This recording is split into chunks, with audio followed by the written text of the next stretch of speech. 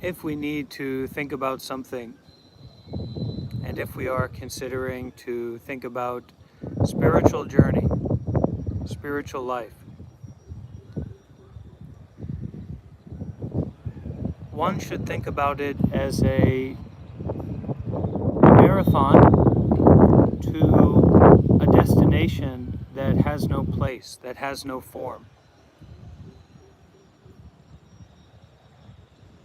The faster that you can get there, the better. But in getting there, you dissolves. And the you dissolving is a recognition that you is a thought. It's an idea, it's a concept, it's another thought. It's a single thought. The problem that many people are running into, maybe most people are running into when it comes to spirituality, is falling on either side of the extreme. So one side of the extreme is this kind of exasperated, desperate kind of searching and longing and chasing. And ultimately, this is just like being on a treadmill. You can run as fast as you want, you can put as much effort into it as you want, but you're not actually going to get anywhere for your whole life. The other extreme is that you take up the idea, or you take up the thought of not someone, or you take up the thought of emptiness, or you take up the thought of no destination, immediate freedom, and you take that as freedom. Both of these are completely wrong, and there are positive points to both sides.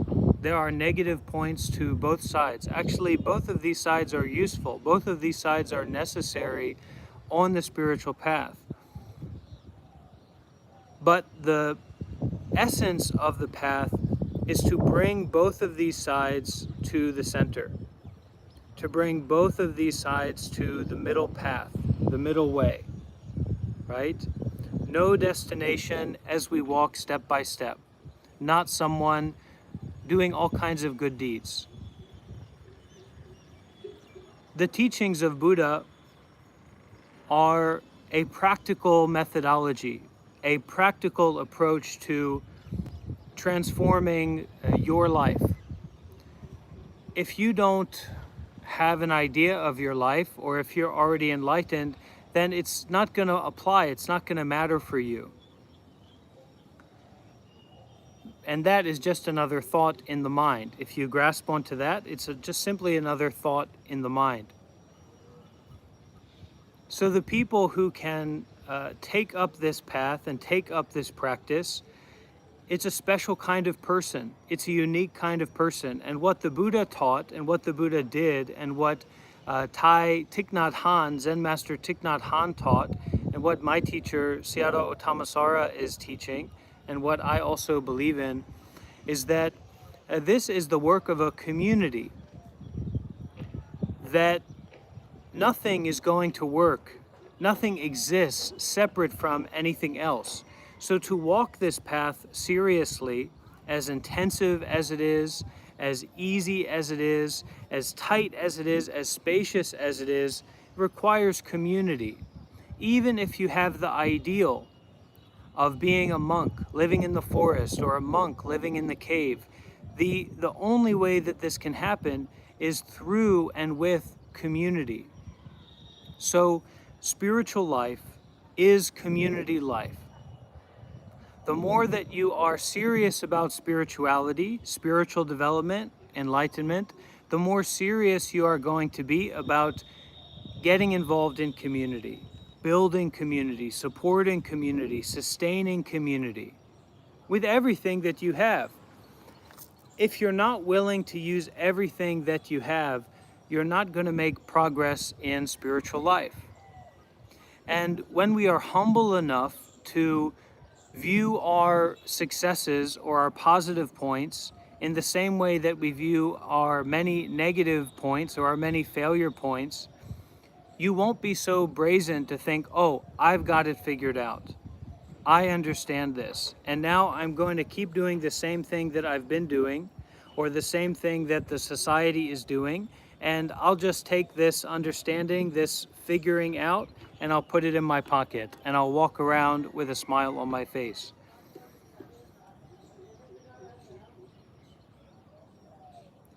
And what this requires, what this path requires to continue on it, to start on it, to develop it, okay, if you think about it that way, is detachment or generosity. If you can't shut up and listen, you can't develop for anything. You can't get a good job. You can't be a good parent. You can't be a good child. There's nothing if you can't stop, if you can't shut up and listen. And shutting up and listening is the power of detachment. That's one of the powers of detachment. That even though I don't understand all the trees around me, even though I didn't build this building and I don't have a architect rendering of it right now, I can just sit in it, on it. And a lot of spirituality is listening to silence. And because the mind is not particularly developed, listening to silence means listening to all the nonsense in one's own mind, or listening to the nonsense of everything, or listening to what you may believe is nonsense from a Dhamma teacher, from some monk live streaming on TikTok or YouTube or whatever. But like I said, this is community work.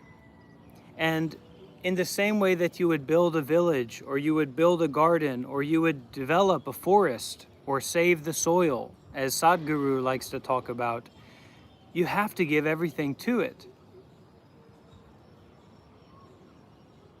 And when we give everything to it, and when we're concerned with enlightenment, we're concerned with peace, we're concerned with freedom, we're concerned with wisdom. It's not giving everything to build a building on an island somewhere. We learn through our failure. We learn through everything falling apart. We learn through our mistakes. And if you just give a little, you just give a little effort, you just give a little attention, you just give a little of your heart, body, mind to this path, you will make little mistakes. And little mistakes create a little success, a little understanding. We have to dare to make great mistakes. Great mistakes lead to great success. All right? And when we are willing to live and act in such a way where we can make these great mistakes through sacrifice, through generosity, through detaching from or giving up our own understanding, okay, and going forth and taking refuge, all right, in a community, becoming a monk or a nun, becoming a community builder,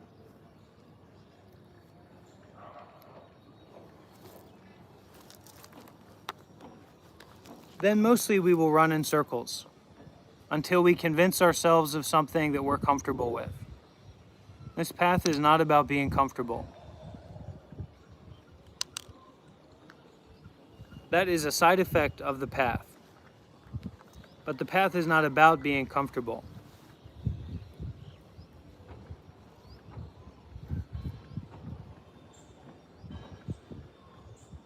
Let's take a few moments in silence together.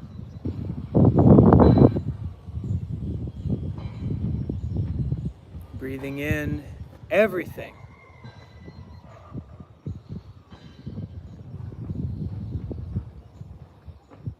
Breathing in, feel the power of everything.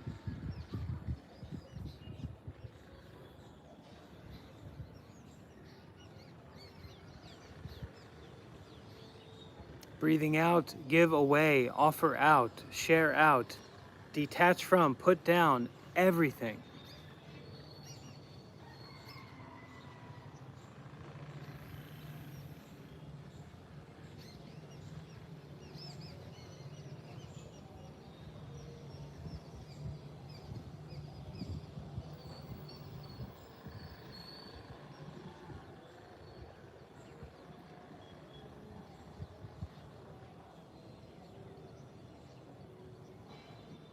not getting what you want, not understanding, not being in control,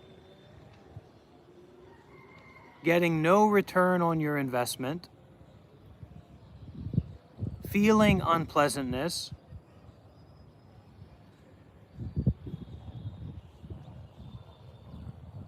like a sword that pierces flesh. The mind of concentration, of mindfulness, of the present moment action of mindfulness that is not about something, not about someone, not about some situation, not about some place and time.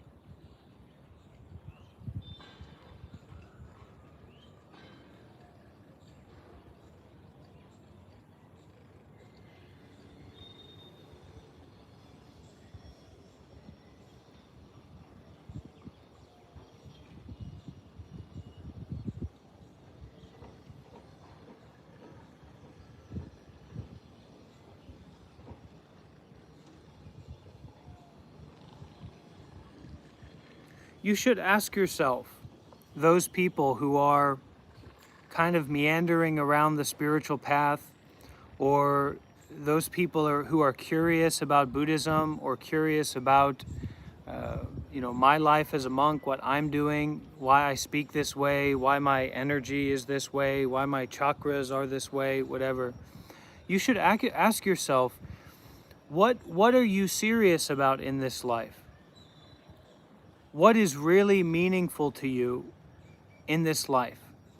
What is really important to you in this life? What's the most important thing in this life? You have to stop long enough to be able to ask that question with heart, with investigation, with concentration, with depth. To open yourself up to that question, like, what is actually most important in my life? What do I want my life to be about, actually, really?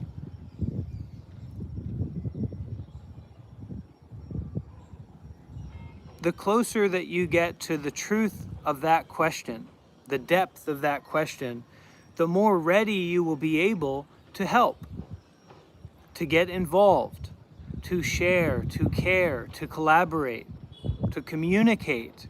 Really, it's not that people don't care about each other anymore. It's not that people don't care. We have lost the right, almost. We've lost the ability to communicate with one another. All of our communication has been put into media, into politics, into money, right? The only way that people communicate nowadays is through money or through violence, right? All of our communication is in the justice system, in the prison system, in the social media system.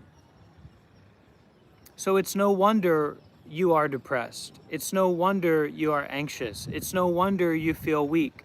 It's no wonder the children don't know what to do, don't have even the most basic direction to how to live their lives in a meaningful way that creates abundance, that creates happiness and peacefulness and resourcefulness and bravery, because we've lost the capacity to communicate. The reason for that is that we've lost our spirit of generosity. Humanity is about generosity. All beings, all animals do generosity in some sense, or they do collaboration, right? They do communication. But the human communication, the human power, is the intentional generosity, the sacrifice, not just for your child, not just for your family, not just for your zone of contact, of knowledge, but generosity that goes beyond any limitations, right? The generosity that can create so much abundance that all the needs are met by our human brothers and sisters and beings. But until you ask yourself deeply enough and seriously enough, what do I want my life to be about? What am I heading towards? What is really important to me? Then you will continuously be going in circles again and again. That will be your whole life. 20, 30, 40, 50, 60, 70, 80 years. Eventually you wake up dead. People don't talk about that, but that's eventually what happens. You wake up as a 60-year-old or whatever, eventually everybody wakes up dead. So when we find out what's really important, like for example, my life as a monk, to continue my life as a monk, which is like the monk position is the monk class, right? I'm not a royalty person, I'm not a wealthy person, I'm not a business person, I'm not a family person, right? I don't have a family, a biological family.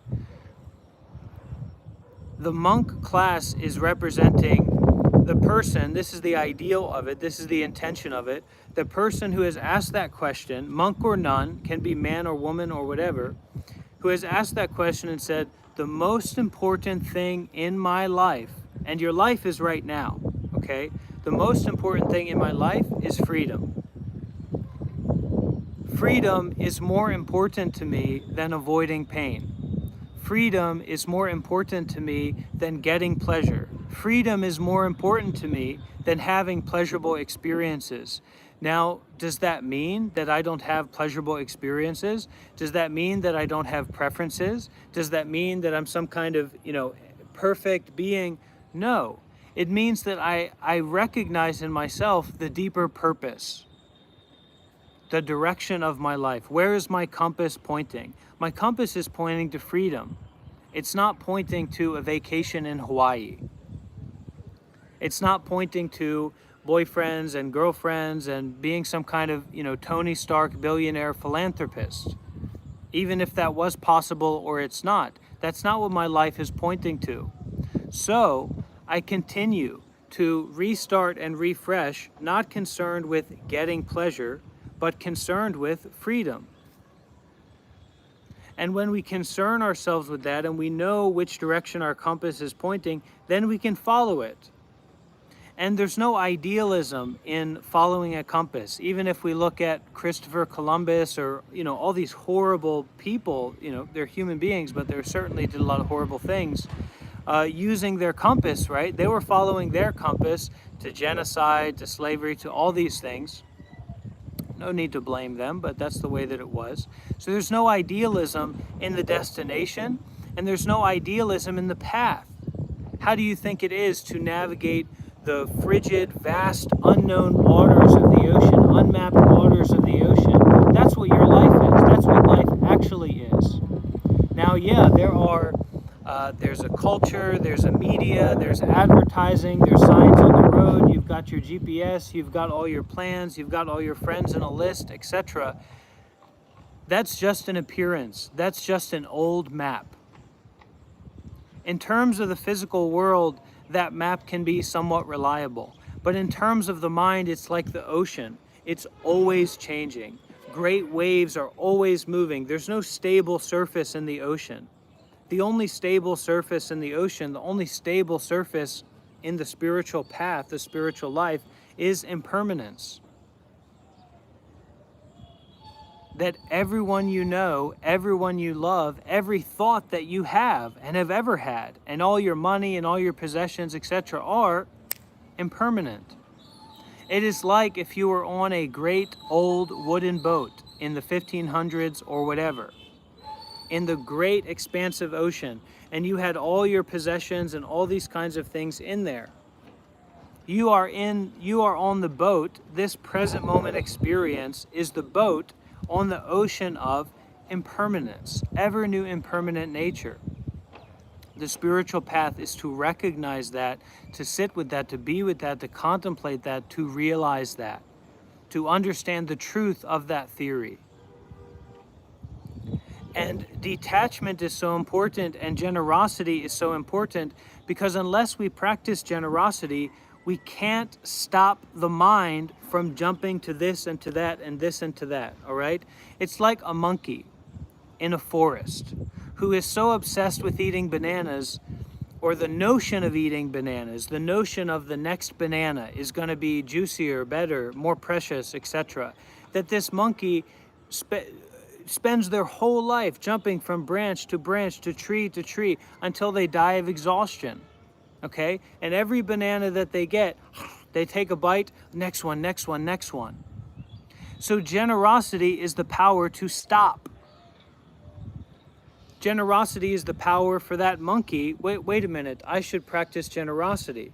And you have to investigate. This is one of the main things that you need to investigate on the spiritual path. What is generosity? When that monkey realizes generosity, they have to stop, to give away, to share out. Okay? Now, some monkeys, they can give the bananas to their friends. Some monkeys, they can plant the banana seeds. Some monkeys, they can be gardeners, create a banana garden. All of this, it's all under this scope. So what does generosity mean for you? And once we have a kind of simple feeling of the grit, right, the sand of generosity, you can't just go along tossing pieces of sand to people. You got to give a lot. You've got to serve a lot. You've got to share a lot. You've got to listen a lot. And this is where failure comes in. This is where our idealism falls apart. And when idealism falls apart, when we experience willing loss with willingness, okay? When we experience loss with willingness, we can't blame anyone but ourselves. Oh, I gave that away, but I didn't need to give that away or whatever, but now I don't have that. That's loss. You're experiencing loss. Now, if you lost that thing because you misplaced it, or someone took it from you, or you spent a bunch of money and it didn't work out, right? You bought something and it was broken down, didn't work out. Now there's all these different people to blame. There's all this negativity around the situation. But when you act from a place of generosity, there's no one to blame but you. And you are not your enemy. You are your friend. And generosity is good. Generosity is reliable. Sharing with the others. Helping the others. In whatever way that it might be.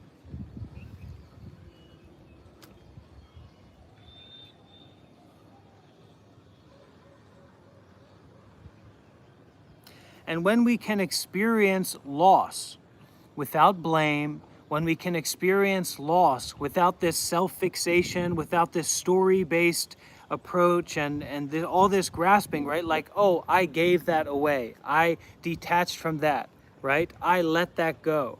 I shared that out. Now we can, when we come back to ourselves, we can remember that I don't need to grasp onto this. I don't need to grasp onto that. I don't need to seek pleasure and avoid pain. I don't need to seek profit and avoid loss. I can be mindful. I can be deeply mindful. I can be profoundly mindful. Intellectualization cannot reach enlightenment. Intellectualization cannot reach peacefulness. Intellectualization cannot reach awareness. Intellectualization cannot meet a garden. Maybe it is time to start a garden.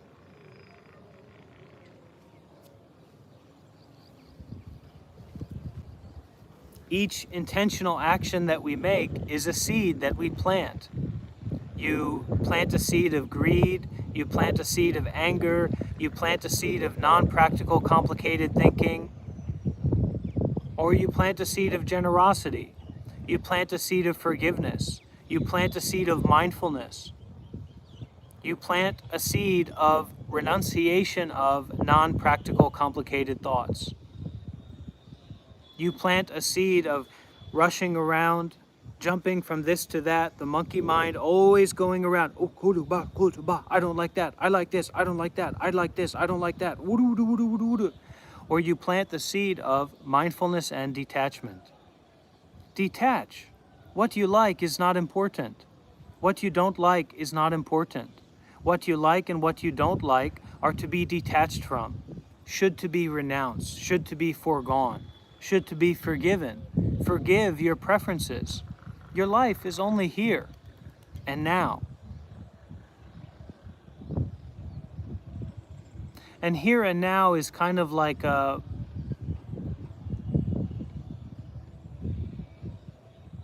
poke with a sword.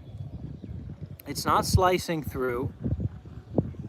It's not the complete sword, but it's a poke. What is now? The same with generosity. What is generosity? What is now? What is just this?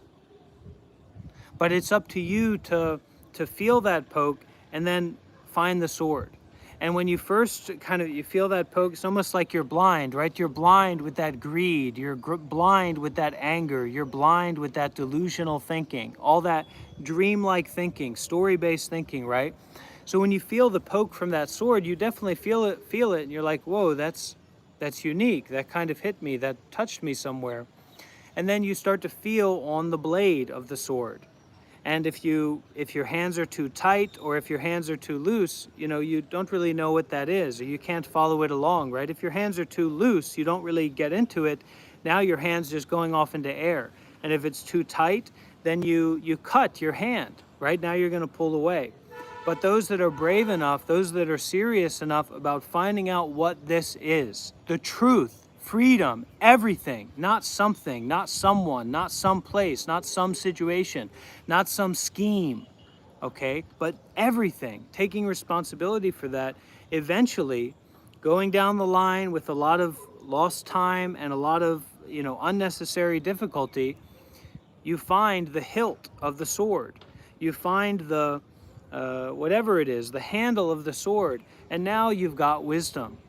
And now you can cut through delusion, cut through anger, cut through frustration, cut through this greediness, this constant need to be in control, this constant need for your perceptions to be true, this constant need for you to understand who I am, or this constant need for you to understand where I am, or this constant need for you to understand who you are, or this constant need to understand where you are. This is just a constant need for grasping and attachment. It's a constant need, it's a frustration, it's a delusion, it's a greediness. This is what is to be displaced by generosity. Generosity displaces greed, okay? Precepts displace anger. Samadhi is like when we naturally get absorbed into the meditation practice, samadhi displaces delusion. It displaces this schizophrenic life view that we have, where everything is our idea of it. Why does everything need to be your idea of it? That's just ridiculous. They say travel broadens the mind. It does. But the real traveling that is most reliable is the traveling of doing good deeds, the traveling of generosity, the traveling of investing in the path. And what does it take for you to invest in the path? What does it take for you to get involved with monks and nuns? What does it take for you to get involved with communities that are focused on this practice? That's what it takes. How do you think Exxon got developed? How do you think America got developed? How do you think all these infrastructure, got developed? Through community.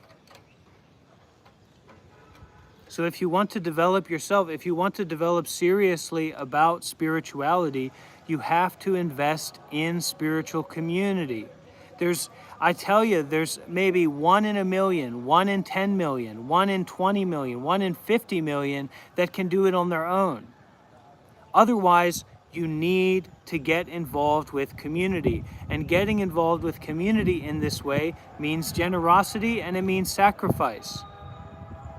And you're lucky, you're blessed if you even have that opportunity, that chance to do something like that, to meet a spiritual teacher, to know about a community where you can go there on a Sunday or whatever. So what does it take for you to get invested and involved seriously?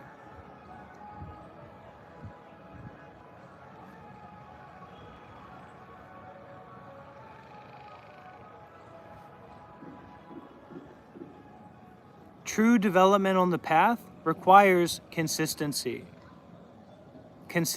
of involvement. And for most people, that means investment. Invest your time, invest your money, invest your attention, invest your material possessions, invest your car, invest your home, invest your property. Get invested. If this is what's really important to you, that's the way you should go about it.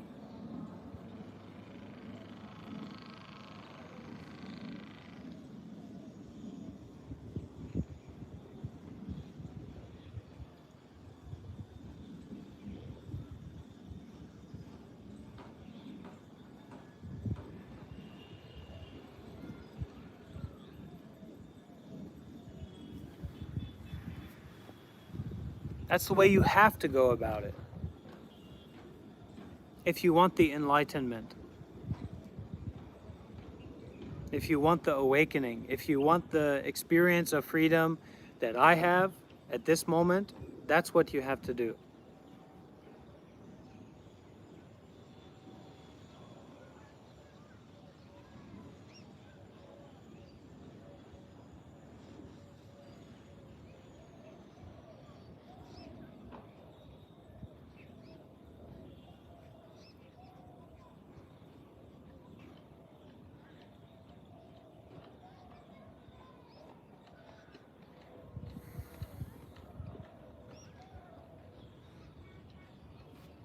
It's right in front of you.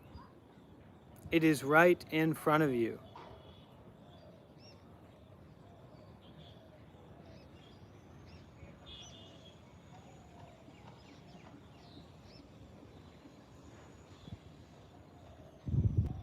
I got to this point because I was willing to sacrifice everything. I was willing to sacrifice my 2017 Camry. I was willing to sacrifice my gaming computer. I was willing to sacrifice my apartment. I was willing to sacrifice the best job that I ever had. I was willing to sacrifice my relationships. I was willing to sacrifice everything. That's what got me here. That's why I'm a monk.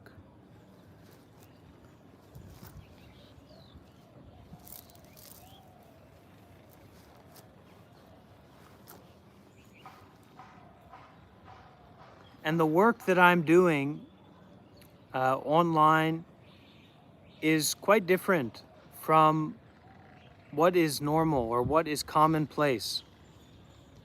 I'm here to support and to facilitate the development of people in their lives, but also meditation centers in America, spiritual communities, people living together, practicing together, giving people opportunities to become monks, to become nuns, or to be connected, to be concerned with, to be involved with monks and nuns for the long term, okay?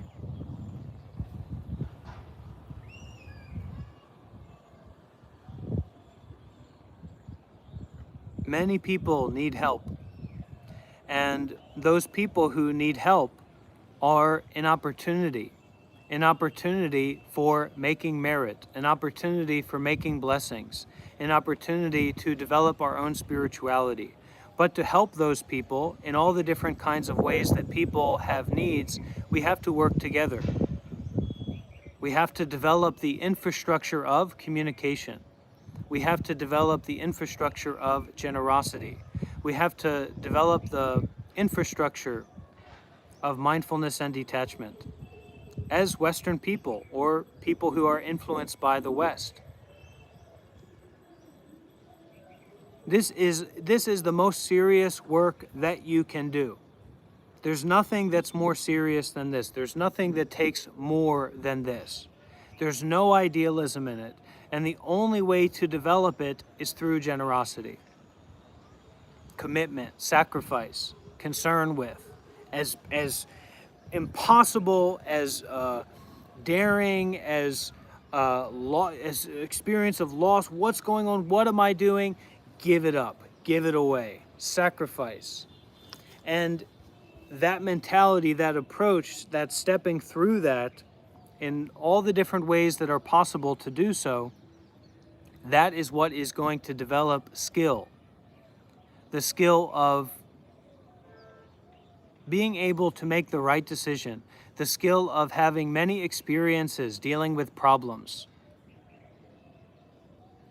many experiences to be in community, many experiences uh, to serve, not to be in charge, not to give your opinion, not to give your judgment, but to serve, to sacrifice, to volunteer, to help, not to understand, not to control, not to be the boss, not to be the important person.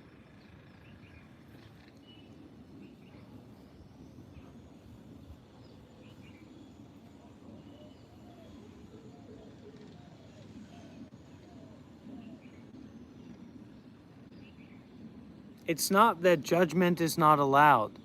It's that I detach from your judgment. That is why I am a monk. That is why I am the teacher. That is why I am the leader. Because I dare to detach from your judgment. In the same way, I dare to detach from my own judgment about you, about other people. I dare to detach from the very notion of you. That is why the monk is respected. That is why the monk is lifted up. That is why the monk is supported. For detachment, for renunciation, not for understanding, not for controlling. This is the spiritual lifestyle. This is the monastic spiritual basis, spiritual community basis in the life of monks and nuns.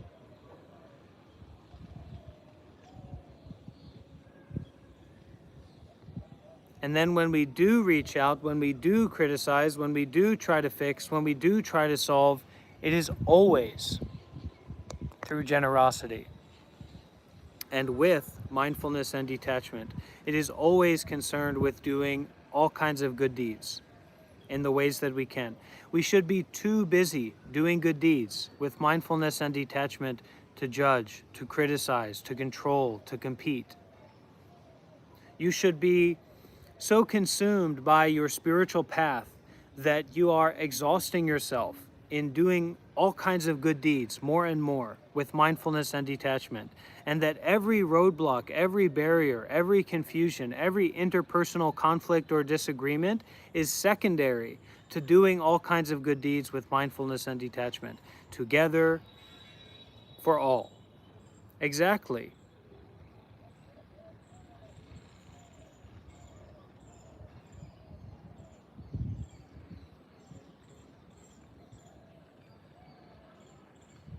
The more generous you are, the more you can give up, the more you can give away, that is the more you will get back.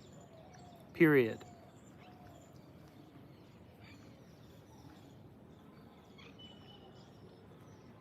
If you can give away everything, you will get back everything. More than everything. You will get back the everything that is already not something.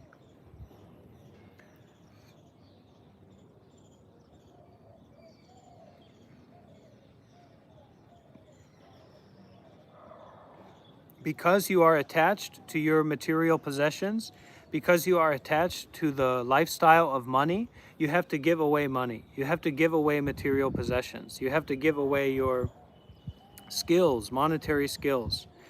But as you develop the detachment from the materials, then you can give away the mental formations. You can give away the grasping in the mind. You can give away the greed, the anger, the delusion. You can give away everything in terms of the mind.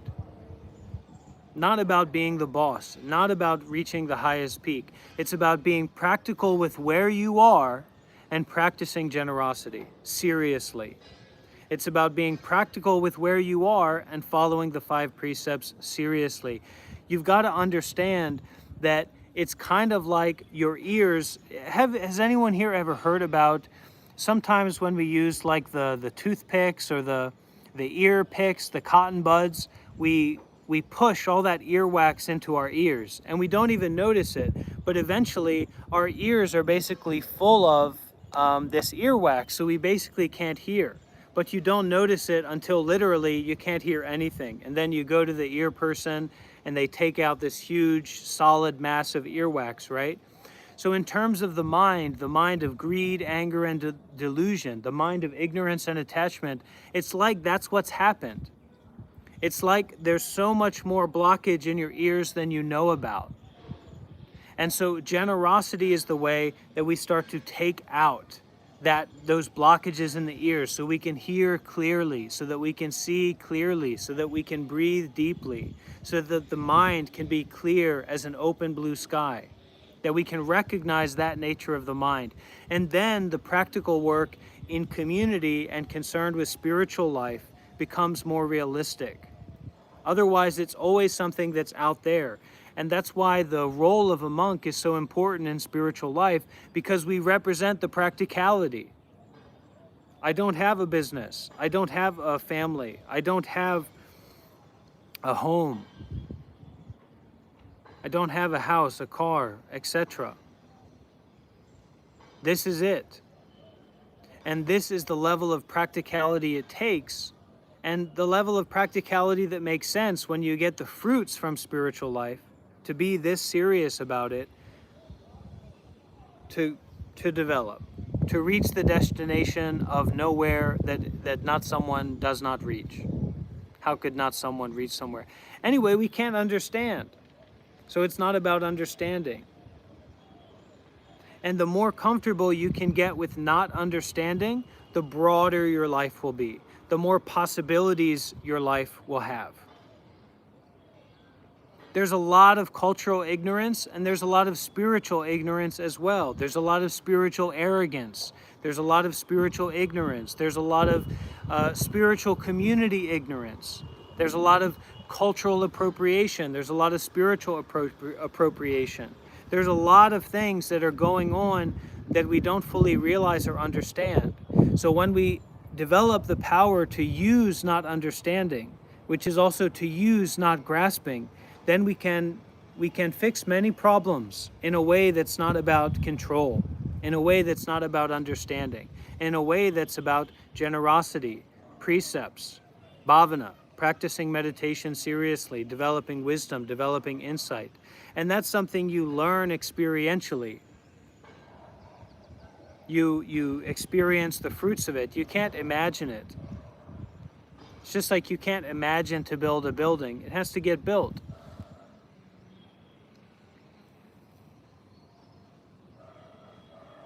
Again, I am here and I am seeing the comments that people are leaving, and if anyone does have a question, they're welcome to ask that question.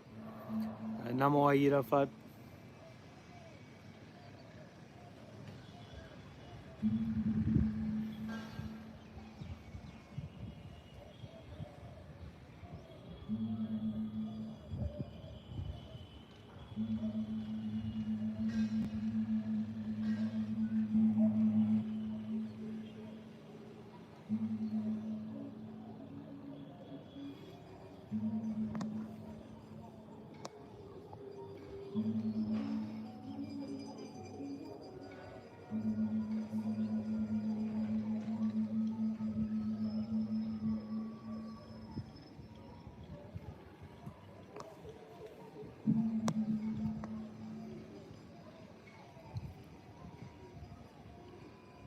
Practice generosity. Donate. Volunteer. Serve. Sacrifice.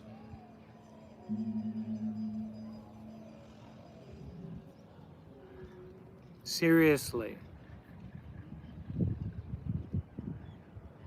There's so much selfishness that we have about our money, about our possessions, about the general sense of control we have about our lives, and it doesn't do you any good. It's so much self-importance that doesn't lead anywhere to helping others, and then this lack of helping others, this lack of giving up and giving away, this lack of sharing, it becomes a pollution in the mind. And then we wonder why we're going through mental illness. We wonder why we're so bound up in our thoughts. We're so bound up in our self-identification, because you're not practicing generosity. You're not donating. You're not volunteering. You're not serving. You're not sacrificing. You're not being serious about it. If the spiritual path has no generosity, then there's no spiritual path, period. You have to come back to generosity. And if your generosity is sharing your thought, that's not enough. And a lot is never enough. It's just like saying, I get a lot of enlightenment, or I get a lot of peace.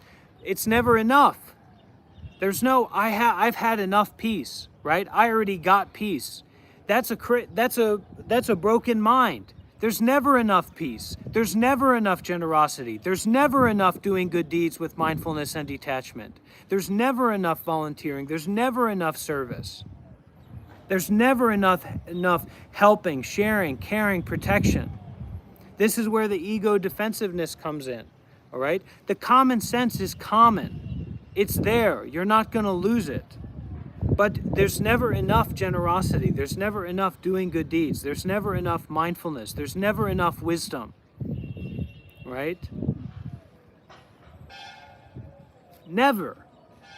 Especially in this world that we live in today. There's never enough. Not even close. And don't let that discourage you. Let it inspire you. But the reason that real spiritual teachings tend to be difficult to digest, or kind of go in one ear, they can't get in because all the earwax is in there, is because we're not in community. We're not taking refuge in community. We're not in relationship with monks and nuns and serious practitioners on the path. That's what's required. That's what's essential. And it takes the heart, the body, the mind, it takes everything. It's not about you. It's not about your idea. It's not about getting what you want. And that's also has to be digested. It's not about your opinion. It's not about your thought. It's not about your idea. Hallelujah. Amen. Forgiveness.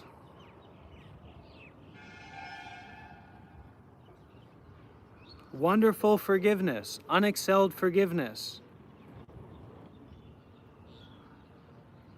That this life is not about me.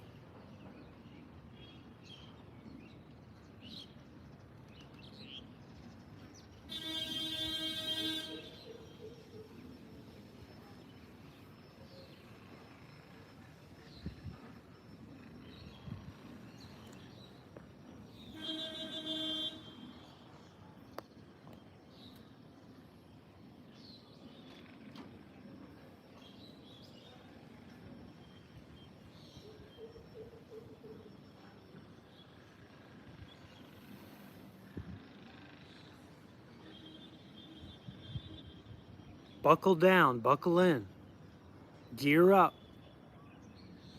Every boundary is an invitation. Every stopping point, every confusion point, every misunderstanding point, or grasping onto understanding point. Here we go again. Let's go. That's more invitive. That's more theory of realization. When it comes down to the practice, we're talking a little bit more basic, simple, but engaged, involved, practical, substance-based.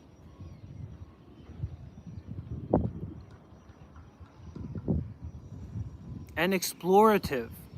What is the spiritual path if not a wonderful exploration of freedom, of not being bound by thoughts?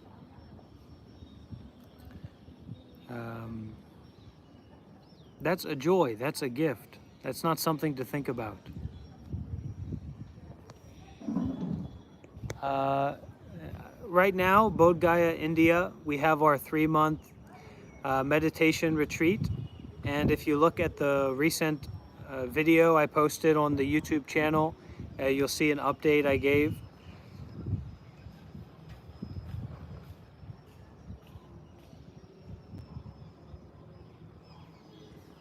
So I will be in India until October with my teacher, and there's an open invitation for people to join us here as well. And I know that it's overwhelming, but this is what we should be overwhelmed by. This is what is worthwhile to be overwhelmed by: the Buddha, the Dhamma, and the Sangha. Get specific about spiritual practice. Get specific about spiritual life. Get specific about community of practice. Whether it's here or with, it doesn't have to have anything to do with me, but this is what I recommend you do. Very specific.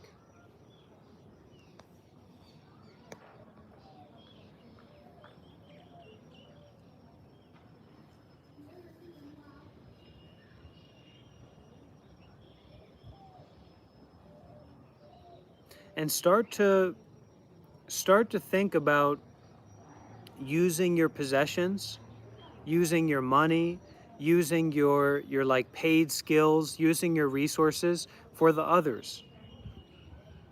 Start to think about that more seriously.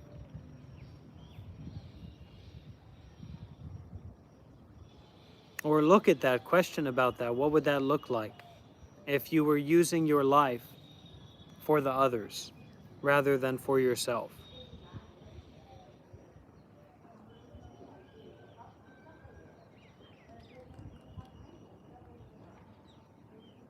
Don't defend yourself.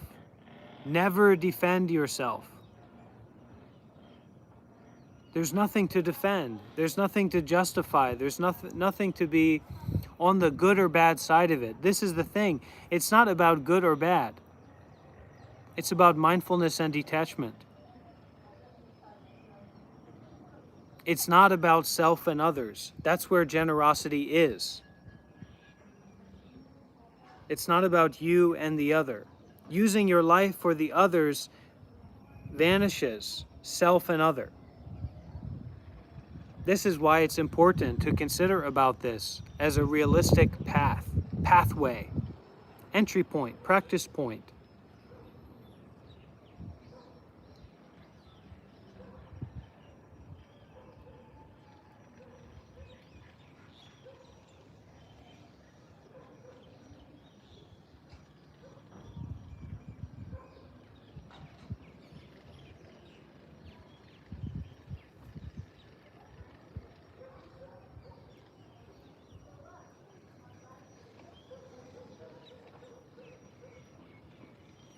Okay, we have a few more minutes until we will finish. So if anyone has a question, they can ask. Otherwise, we can have a little bit of meditation time together.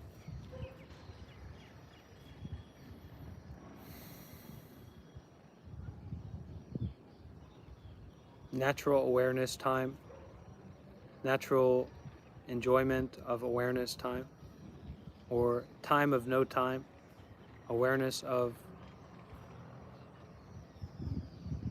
what is awareness anyway.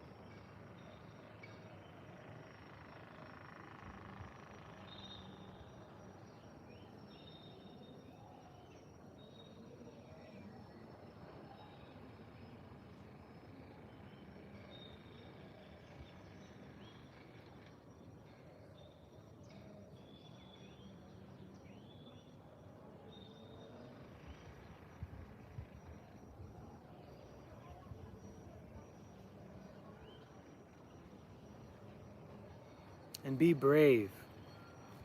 Be brave to know for yourself, what is this? What am I experiencing? What's going on? Who is this? What is this? Be brave enough to know that for yourself, to trust your gut, to trust your mind, to trust direct experience, to trust mindfulness.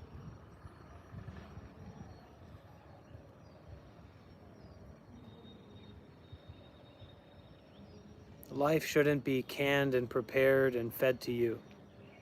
Life should be realized.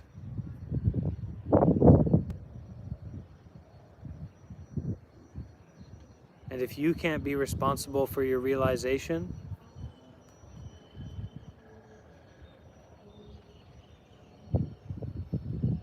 then no one can.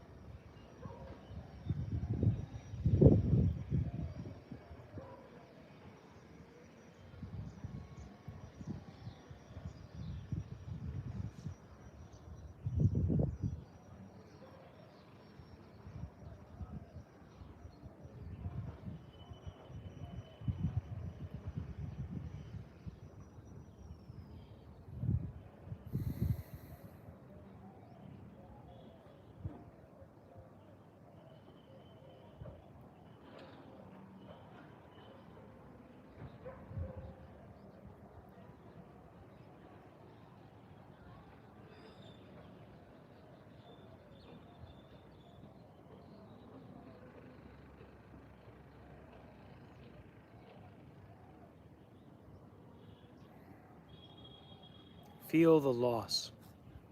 Feel the losing. Be a real loser. Don't be afraid of losing.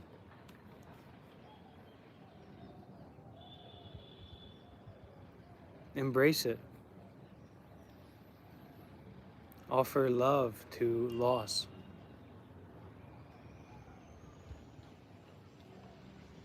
Let loss open up the heart and unbind the strings that are on that heart.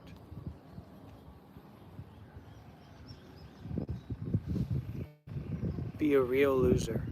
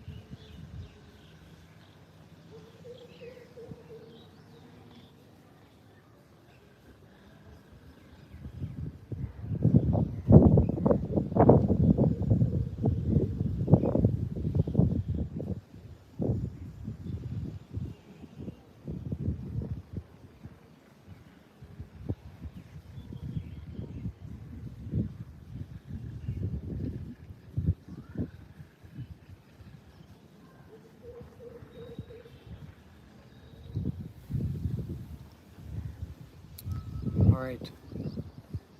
Be well. Keep going. Don't go down the bad road, and try a little bit more going down the good road, even though it takes a little bit of horsepower and you might get a little bit muddy.